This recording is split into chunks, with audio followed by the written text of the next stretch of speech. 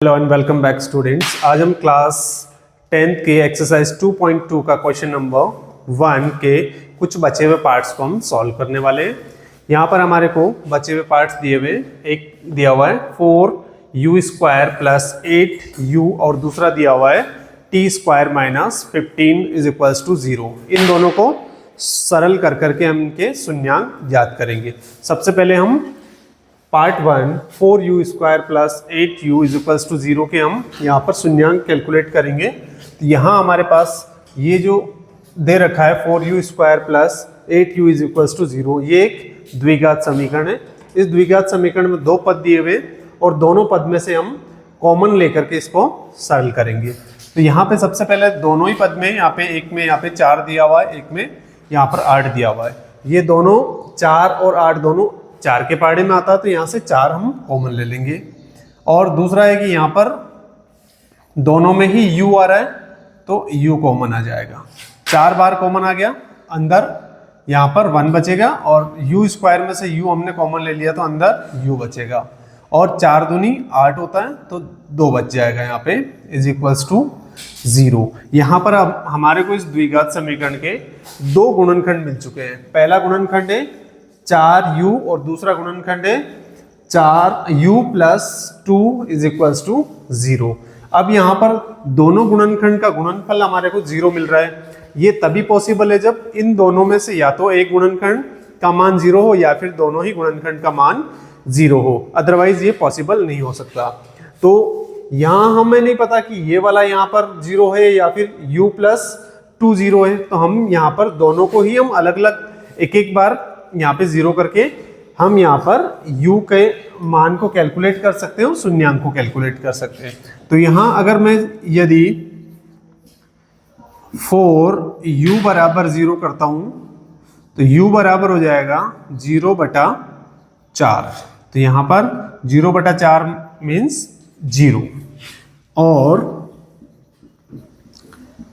यदि मैं दूसरा वाला जो यहाँ पर ब्रैकेट दिया हुआ है u plus 2 is equals to 0 लेता हूं तो u बराबर क्या हो जाएगा, ये 2 यहाँ पर इधर प्लस का है, इसको ट्रांसपोज करेंगे तो ये उधर जाकर के माइनस का हो जाएगा, तो ये -2। तो हमने यहाँ पर इस द्विघात समीकरण के शून्यांक हमने निकाल लिए। दो शून्यांक हमें मिले, u बराबर एक है 0 और दूसरा है -2। ये शून्यांक हमने इसके कैलकुलेट कर लिए। नेक्स्ट पार्ट है t² माइनस 15 बराबर 0। तो यहाँ हमारे को एक द्विघात समीकरण दे रखी है, लेकिन यहाँ पर पहले पद के ऊपर यहाँ पे स्क्वायर लगा हुआ, लेकिन दूसरे पद के साथ यहाँ पर कोई भी चर राशि नहीं है। तो हम इसको थोड़ा सा मॉडिफाई करेंगे और मॉडिफाई करके इसको हम किसी फॉर्मूले के रूप में एडजस्ट करने की कोशिश करेंगे। तो यहाँ पर देखो, यहाँ पर एक पद के ऊपर स्क्वायर लगा, अगर इसके ऊपर भी मैं स्क्वायर लगा दूं कैसे न कैसे करके, तो ये a² माइनस b² का फॉर्मूला यहाँ पर बन सकता है। तो यहाँ पर हम सीधा सा ये कर सकते हैं कि 15 के ऊपर अगर मैं रूट लगा दूं और स्क्वायर भी लगा दूं, क्योंकि रूट और स्क्वायर दोनों एक साथ होते हैं तो दोनों के दोनों कैंसिल आउट हो जाते हैं और बचता है केवल सेम वही नंबर बराबर 0। तो यहाँ पर हमारे को t² माइनस √15², तो ये a² माइनस b² के जैसे यहाँ पर एक फॉर्मूला बन गया। तो ये a² माइनस b² का फॉर्मूला है। a² minus b² is equals to होता है a plus b and a minus b। a plus b a minus b है यहाँ पे। तो यहाँ इसके दो गुणनखंड होते हैं। तो इस वाले जो यहाँ पर हमें द्विघात समीकरण दे रखी है t² माइनस √15², इसका यहाँ पर दो गुणनखंड हम ऐसे लिखेंगे, एक बार दोनों को प्लस करेंगे t प्लस √15 और एक बार दोनों को माइनस करेंगे t माइनस √15 बराबर यहाँ पर 0। तो यहाँ पर हमारे को दो गुणनखंड मिले।